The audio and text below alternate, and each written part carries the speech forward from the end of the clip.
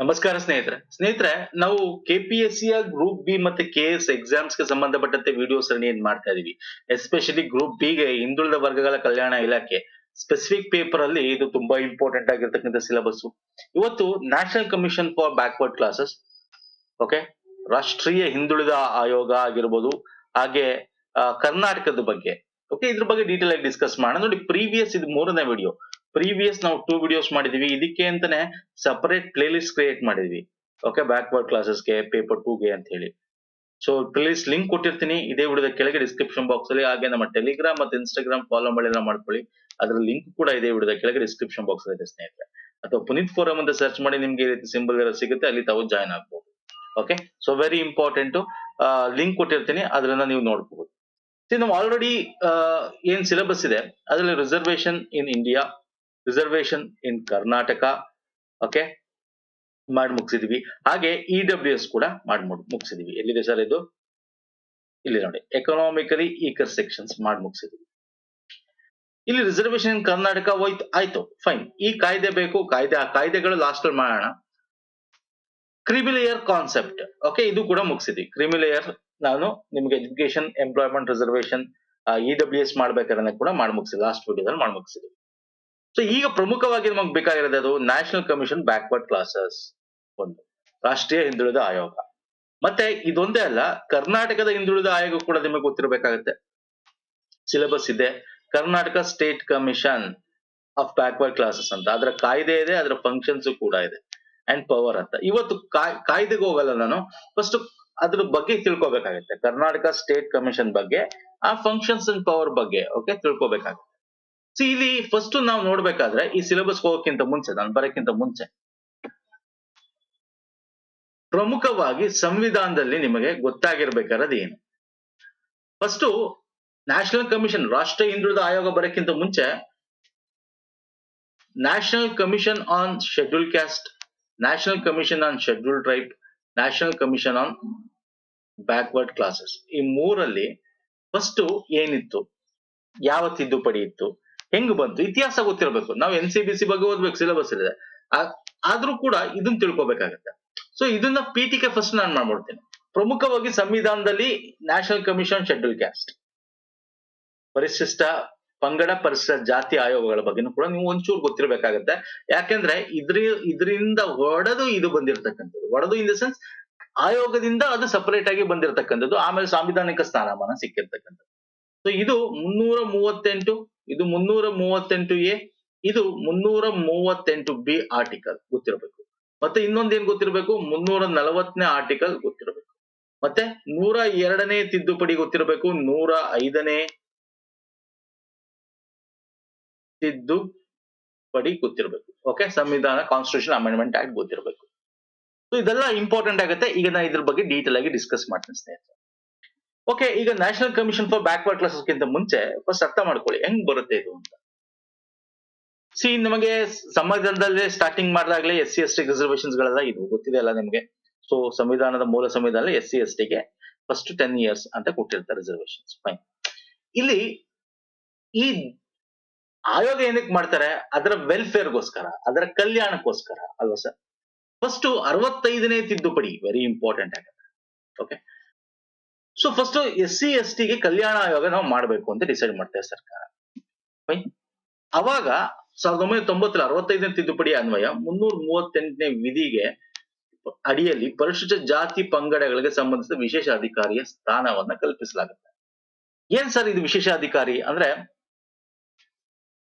Special officer ಅಂತ ಮಾಡ್ತಾರೆ. First ನೋಡಿ, ಆಯೋಗ ಇರಲಿಲ್ಲ. ಫಸ್ಟ್ 65ನೇ ತಿದ್ದುಪಡಿಯಲ್ಲಿ ಯಾವುದೇ ಆಯೋಗಗಳು ಇರಲಿಲ್ಲ. ಏನ್ ಮಾಡಿದ್ರು ಅಂದ್ರೆ ಸ್ಪೆಷಲ್ ಆಫೀಸರ್ ಯಾರಿಗೆ ಸರ್? SC ಮತ್ತೆ ST ಗೋಸ್ಕರ ಒಂದು ವಿಶೇಷ ಅಧಿಕಾರಿ, ಸ್ಪೆಷಲ್ ಆಫೀಸರ್ ಅನ್ನು ನೇಮಕ ಮಾಡ್ತಾರೆ. ಆಮೇಲೆ ಅದು ಆ ಆಫೀಸರ್ ಅಡಿಯಲ್ಲಿ ಬೇರೆ ಬೇರೆ ಅಧ್ಯಕ್ಷ, ಉಪಾಧ್ಯಕ್ಷ ಇವೆಲ್ಲ ಮಾಡ್ತಾ ಬರ್ತಾರೆ. 2003ರಲ್ಲಿ 89ನೇ ತಿದ್ದುಪಡಿ ತರ್ತಾರೆ ಸರ್. Very important. ಈ ತಿದ್ದುಪಡಿಗಳ ವೆರಿ ಇಂಪಾರ್ಟೆಂಟ್. ಎಕ್ಸಾಮ್ ಅಲ್ಲಿ ಡೈರೆಕ್ಟ್ ಕ್ವಶನ್ಸ್ ಗಳು ಕೇಳ್ತಾನೆ ನಿಮಗೆ. ಪೇಪರ್ 2 ಕಂಪ್ಲೀಟ್ ಸಿಲೆಬಸ್ ನಿಮ್ಗೆ ಇದೇ ಇರೋದು. ಇದರ ಅನ್ವಯ 338 ನೋಡಿ, ಇದರಲ್ಲಿ ಬರೀ ಸ್ಪೆಷಲ್ ಆಫೀಸರ್ ಅಂತಿತ್ತು. ಅಂದ್ರೆ ಫಸ್ಟ್ ನಿಮ್ಗೆ ನ್ಯಾಷನಲ್ ಕಮಿಷನ್ ಆನ್ SC ಅಂತ ಇರ್ಲಿಲ್ಲ. ಪರಿಶಿಷ್ಟ ಜಾತಿಗೆ ಸಪರೇಟು, ಪರಿಶಿಷ್ಟ ಪಂಗಡಕ್ಕೆ ಸಪರೇಟ್ ಇರಲ್ಲ, ಇವೆರಡು ಕಂಪ್ಲೀಟ್ ಆಗಿ ಕಂಬೈಂಡ್ ಆಗಿತ್ತು. ಅದಕ್ಕೆ ಸ್ಪೆಷಲ್ ಆಫೀಸರ್ ಅಂತ SC ಗೆ ST ಗೆ ಅಂತ ನೇಮಕ ಮಾಡಿದ್ರು. ಮತ್ತೆ ಆಮೇಲೆ ಅಧ್ಯಕ್ಷ ಉಪಾಧ್ಯಕ್ಷ 5 ಮಂದಿ ಸದಸ್ಯರ ನೇಮಕ ಮಾಡ್ತಾರೆ. ಇವರೆಲ್ಲ SC ST ಆಯೋಗ ಒಂದೇ ಆಗಿತ್ತು. 2003 ಏನ್ ಮಾಡ್ತಾರೆ, 338ನೇ ವಿಧಿ ಅನ್ವಯ ಸೆಪರೇಟ್ ಮಾಡ್ತಾರೆ. ಅಂದ್ರೆ national commission on schedule caste, national commission on schedule tribe ಅಂತ ಹೇಳಿ ಸಪರೇಟ್ ಆಗಿ ಎರಡು ಮಾಡ್ಬಿಡ್ತಾರೆ. ಅಂದ್ರೆ ಪರಿಷತ್ ಜಾತಿಗೆ ಒಂದು ಆಯೋಗ, ಅದರ ಕಲ್ಯಾಣಕ್ಕೋಸ್ಕರ ಅವ್ರ ಬಗ್ಗೆ ಮಾತ್ರ ನೋಡ್ಬೇಕು, ST ಇವ್ರ ಬಗ್ಗೆ ಮಾತ್ರ ನೋಡ್ಬೇಕು. 2004 ಕೂಡ ಅಸ್ತಿತ್ವಕ್ಕೆ ಬಂದ್ಬಿಡುತ್ತೆ. ಫೈನ್. ಇದ್ರಲ್ಲಿ ಎಷ್ಟು ಜನ ಇರ್ತಾರೆ, ಈ ಎರಡರಲ್ಲೂ ಕೂಡ ಓಕೆ, ಎರಡರಲ್ಲೂ ಕೂಡ ಬಂದ್ಬಿಡುತ್ತೆ. ಇದು 338 ಅಂತ ಮಾಡ್ತಾರೆ, ಇದು 338A ಅಂತ ಮಾಡ್ತಾರೆ. ದಯವಿಟ್ಟು ಅರ್ಥ ಮಾಡ್ಕೊಳ್ಳಿ, ಇವಾಗ್ಲೂ ಕೂಡ OBC ಇಲ್ಲ. ಹಾಗಾದ್ರೆ OBC ಇಲ್ಲ, ಏನ್ ಮಾಡ್ತೀವಿ? OBC ರಿಲೇಟೆಡ್ ಕಲ್ಯಾಣ ಯಾರು ಮಾಡೋದು, ವೆಲ್ಫೇರ್ ಯಾರು ನೋಡ್ಕೊಳ್ಳೋದು ಅಂದ್ರೆ OBC ವಾಸ್ ಅಂಡರ್ SC ಅಡಿಯಲ್ಲಿ ಬರ್ತಿತ್ತು. ಓಕೆ, OBC ಅಂದ್ರೆ ಅವರೇ ನೋಡ್ಕೋತಾ ಇದ್ರು ಅಂತ. ಫಸ್ಟ್ SC ST ಅಂತಿತ್ತು, ಅದರಲ್ಲೇ OBC ನೋಡ್ಕೋತಾ ಇದ್ರು, ಸಂಬಂಧಪಟ್ಟಂತೆ ಮಹಿಳೆಯರಿಗೆ ಸಂಬಂಧಪಟ್ಟಂತೆ. ಓಕೆ, ಇವೆಲ್ಲ ಅವರೇ ನೋಡ್ಕೋತಾ ಇದ್ರು. ಹ್ಯೂಮನ್ ರೈಟ್ಸ್ ಕಮಿಷನ್ ಮೊದಲು, ಆಮೇಲೆ ಹ್ಯೂಮನ್ ರೈಟ್ಸ್ ಕಮಿಷನ್ ಸಪರೇಟ್ ಬಂತು, ಆಮೇಲೆ ಮಹಿಳೆಯರ ಆಯೋಗ ಸಪರೇಟ್ ಬಂತು, ಇವೆಲ್ಲ ಆಮೇಲೆ ಸಪರೇಟ್ ಆದ್ವು. ಸೊ ಇದು ವೆರಿ ಇಂಪಾರ್ಟೆಂಟ್. ಒಂದು 89ನೇ ತಿದ್ದುಪಡಿ ಮರೆಯಬಾರ್ದು. ಯಾಕಂದ್ರೆ ಕಾನ್ಸ್ಟಿಟ್ಯೂಷನ್ ನಲ್ಲಿ ಸಂವಿಧಾನಾತ್ಮಕವಾಗಿ ಪರಿಶಿಷ್ಟ ಜಾತಿ ರಾಷ್ಟ್ರೀಯ ಆಯೋಗ, ಪರಿಶಿಷ್ಟ ಪಂಗಡ ರಾಷ್ಟ್ರೀಯ ಆಯೋಗ ಅಂತ ಸಪರೇಟ್ ಮಾಡಿ.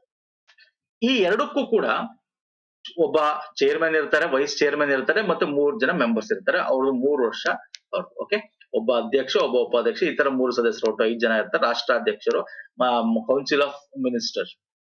ಓಕೆ, ಕೌನ್ಸಿಲ್ ಆಫ್ ಮಿನಿಸ್ಟರ್ ಮಂತ್ರಿಮಂಡಲ ಸಲಹೆ ಮೇರೆಗೆ ನೇಮಿಸ್ತಾರೆ. ಅವರ ಸೇವಾ ಅಧಿಕಾರ 3 ವರ್ಷ ಇರುತ್ತೆ. ಅವ್ರದ ಸ್ಯಾಲರಿ ಇವೆಲ್ಲ ಇವರು ಸಂಸತ್ತಿನ ಇದ್ರ ಪ್ರಕಾರ ರಾಷ್ಟ್ರಪತಿಗಳು ನಿಗದಿಪಡಿಸ್ತಾರೆ. ಫೈನ್. ಇವರು ಆಯೋಗದ ಕಾರ್ಯ ಏನಿತ್ತು ನೋಡಿ, SC ಸಂಬಂಧಪಟ್ಟಂತೆ, ಶೆಡ್ಯೂಲ್ ಕ್ಯಾಸ್ಟ್ ಗೆ ಸಂಬಂಧಪಟ್ಟಂತೆ ಈ ಆಯೋಗ, ಪರಿಶಿಷ್ಟ ಜಾತಿಗಳ ಆಯೋಗ ಏನ್ ಮಾಡ್ತಿತ್ತು ಅಂದ್ರೆ, ಸರ್ಕಾರದಲ್ಲಿ ಏನ್ ಕಾನೂನು ಇದೆ ಆ ಕಾನೂನು ಪ್ರಕಾರ ನಡೀತಾ ಇದೆಯೋ, ಕಾರ್ಯ ನಿರ್ವಹಿಸ್ತಾ ಇದ್ದಾರೋ, ಅದ್ರ ಕರೆಕ್ಟ್ ಆಗಿದೆಯಾ ಕಾನೂನು, ಮೌಲ್ಯಮಾಪನ ಮಾಡೋದು, ರಿವ್ಯೂ ಮಾಡೋದು. ಓಕೆ, ಮತ್ತೆ ಯಾರಿಗಾರು ತೊಂದರೆ ಆದ್ರೆ, ನಿಮ್ಗೆ ಗೊತ್ತಿದೆ ಇವಾಗೆಲ್ಲ ಏನಾದ್ರು ನಿಂದನೆ ಮಾಡಿದ್ರೆ ಅಟ್ರಾಸಿಟಿ ಕೇಸ್ಗಳನ್ನ ಹಾಕ್ತಾರೆ SC ಇಂದ ಅಡಿಯಲ್ಲಿ.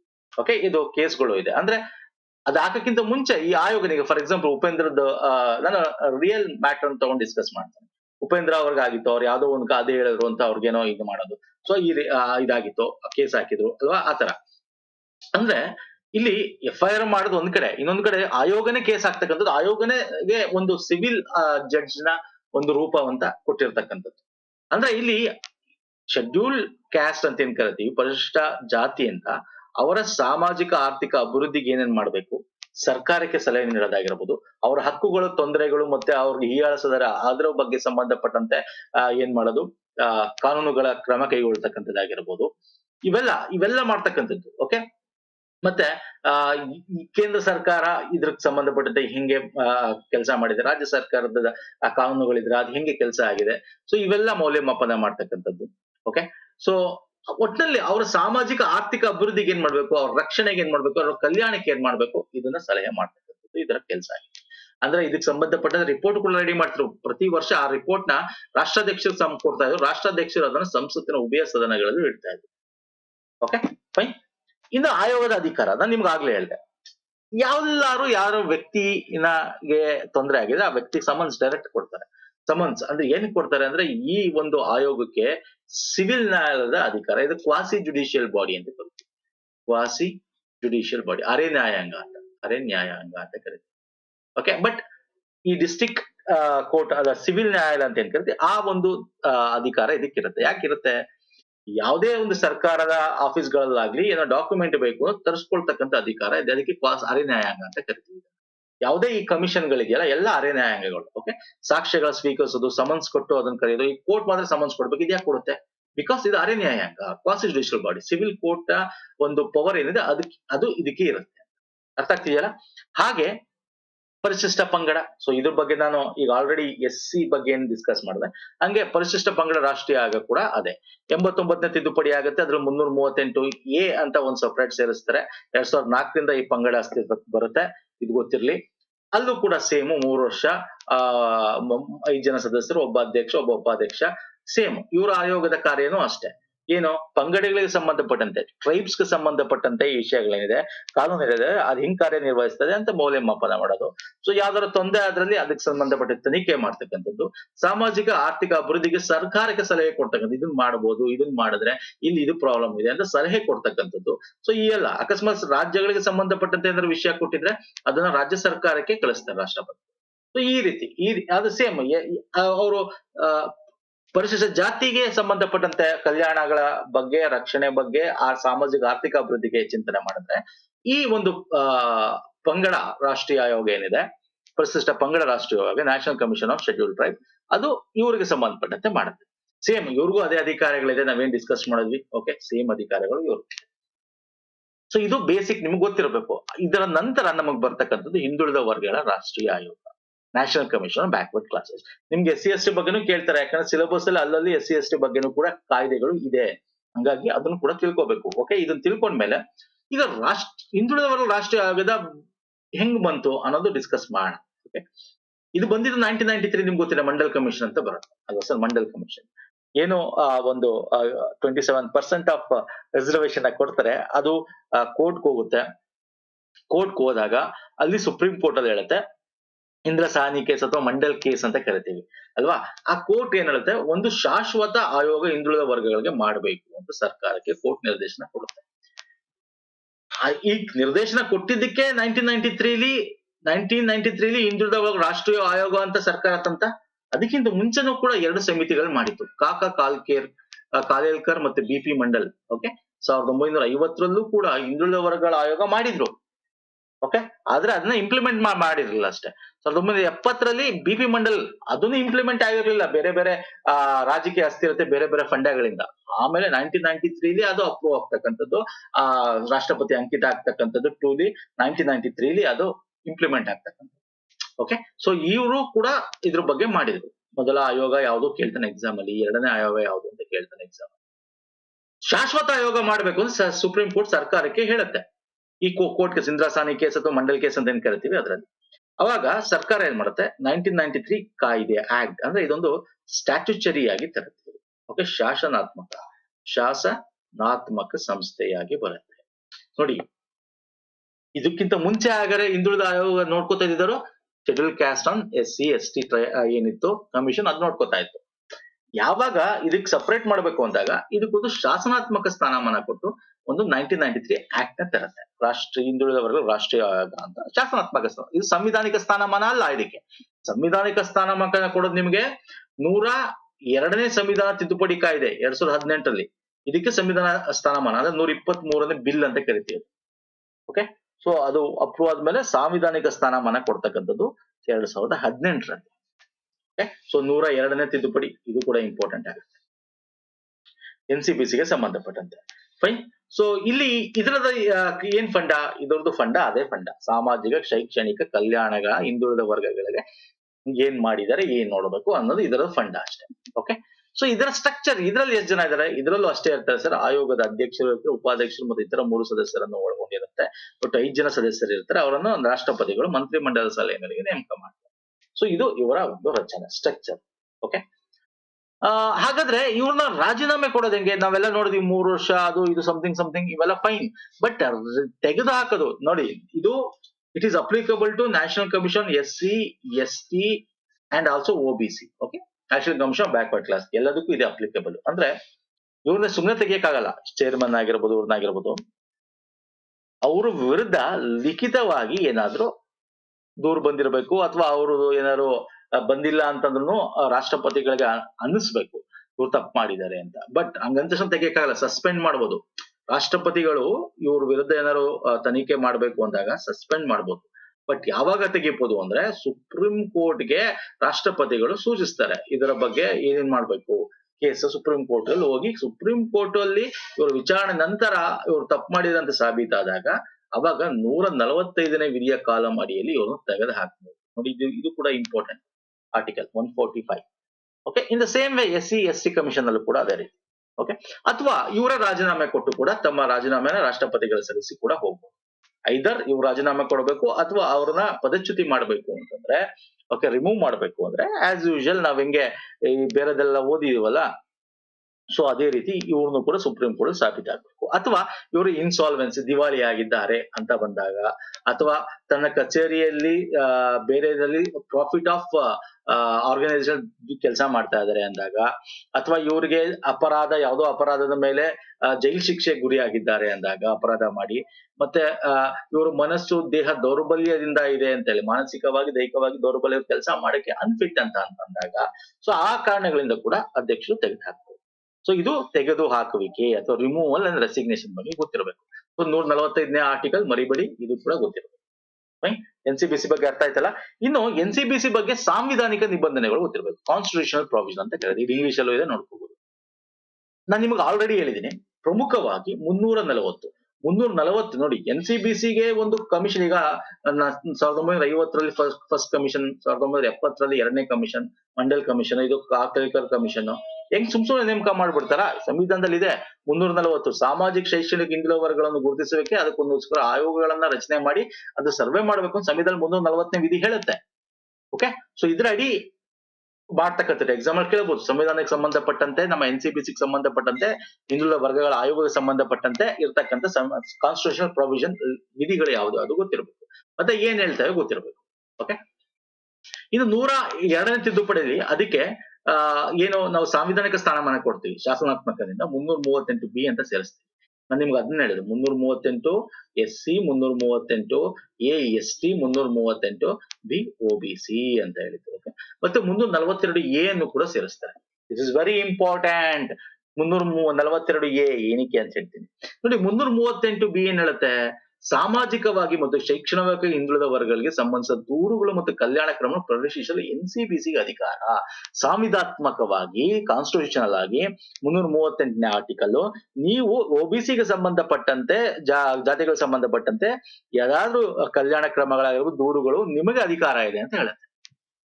342 ಏನ್ ಹೇಳುತ್ತೆ? ವಿವಿಧ ರಾಜ್ಯಗಳು ಮತ್ತು ಕೇಂದ್ರಾಡಳಿತ ಪ್ರದೇಶಗಳಲ್ಲಿ ಸಾಮಾಜಿಕ ಮತ್ತು ಶೈಕ್ಷಣಿಕವಾಗಿ ಹಿಂದುಳಿದ ವರ್ಗಗಳನ್ನು ನಿರ್ದಿಷ್ಟಪಡಿಸಲು ರಾಷ್ಟ್ರಪತಿಗೆ ಅಧಿಕಾರ ನೀಡುತ್ತೆ. ಹಿಂದುಳಿದ ವರ್ಗಗಳು ಯಾವುದು? ಸಾಮಾಜಿಕವಾಗಿ ಮತ್ತು ಶೈಕ್ಷಣಿಕವಾಗಿ. Okay, socio economically socio educationally ಹಿಂದುಳಿದಿರೋದು ಯಾವುದು ಅಂತ ಹೇಳ್ತಕ್ಕಂಥದ್ದು ನಿಗದಿಪಡಿಸೋದು ರಾಷ್ಟ್ರಪತಿ. ಅಂದ್ರೆ ಅರ್ಥ ಏನು? ಕೇಂದ್ರ ಸರ್ಕಾರ ಅಂತ ಹೇಳುತ್ತೆ. This is very important point. ಯಾಕೆ ಇಂಪಾರ್ಟೆಂಟ್ ಪಾಯಿಂಟ್ ಸ್ನೇಹಿತರೆ? 342A ಇದೆಯಲ್ಲ, ಇದಕ್ಕೋಸ್ಕರ ಇದು ಇದರಿಂದಾನೇ ತುಂಬಾ ನಿಮಗೆ 105ನೇ ತಿದ್ದುಪಡಿ ಬರೋದು. 105ನೇ ತಿದ್ದುಪಡಿ ಅಂದ್ರೆ 105ನೇ ತಿದ್ದುಪಡಿ ಏನ್ ಹೇಳುತ್ತೆ? ನಮ್ಮ ರಾಜ್ಯಗಳಿಗೆ ವಾಪಸ್ ಪುನರ್ಸ್ಥಾಪನೆ, OBCನ ಲಿಸ್ಟ್ ಮಾಡೋದು, ಯಾರು ಬೇಕು ಯಾರು ಬೇಡ ಅನ್ನೋದು ರಾಜ್ಯಗಳಿಗೆ ಅಧಿಕಾರ. ಇಲ್ಲಿ ಏನಾಗಿತ್ತು? 102ನೇ ತಿದ್ದುಪಡಿಯಲ್ಲಿ ಕೇಂದ್ರಕ್ಕೆ ರಾಷ್ಟ್ರಪತಿಗಳು ಮಾಡಬೇಕು, ರಾಜ್ಯಪಾಲರ ಒಂದು ಸಮಾಲೋಚನೆ ಮಾಡಿ, ಅಂದ್ರೆ ಕೇಂದ್ರಕ್ಕೆ ಹೋಗ್ಬಿಟ್ಟಿತ್ತು. ಸಂಸತ್ನಲ್ಲಿ ಕಾನೂನು ಮಾಡಬೇಕು, ತಿದ್ದುಪಡಿ ಮಾಡಬೇಕು, ಸಂಸತ್ತು ಜಾರಿಗೆ ತರಬೇಕು ಅಂತ. ಈಗ ಅದು ರಾಜ್ಯ ಸರ್ಕಾರ ಮಾಡಬಹುದು. 105 ಅದನ್ನೇ ಹೇಳಿದ್ದು. So 342A very important. ಅರ್ಥ ಆಗ್ತಿದೆಯಲ್ಲ? So these are all very important. ನಾನು ಡಿಸ್ಕಸ್ ಮಾಡ್ತೀನಿ 105ನೇ ತಿದ್ದುಪಡಿ ಯಾಕೆ ಬಂತು, ಅದ್ರ ಹಿನ್ನೆಲೆ ಏನು, ಅದು ಏನಕ್ಕೆ ಸುಪ್ರೀಂ ಕೋರ್ಟ್ ಹೋಗಿತ್ತು, ಅವೆಲ್ಲ ಕೂಡ ಗೊತ್ತಿರಬೇಕು ನಿಮ್ಗೆ. ಫೈನ್. ಸೊ ಇವರ ಅಧಿಕಾರ ಮತ್ತೆ ಕಾರ್ಯಗಳನ್ನು, ಫಂಕ್ಷನ್ಸ್ ಮತ್ತೆ ಅವರ ಒಂದು ಇದು ಏನು ಅನ್ನೋದು ಕೂಡ ಗೊತ್ತಿರಬೇಕು.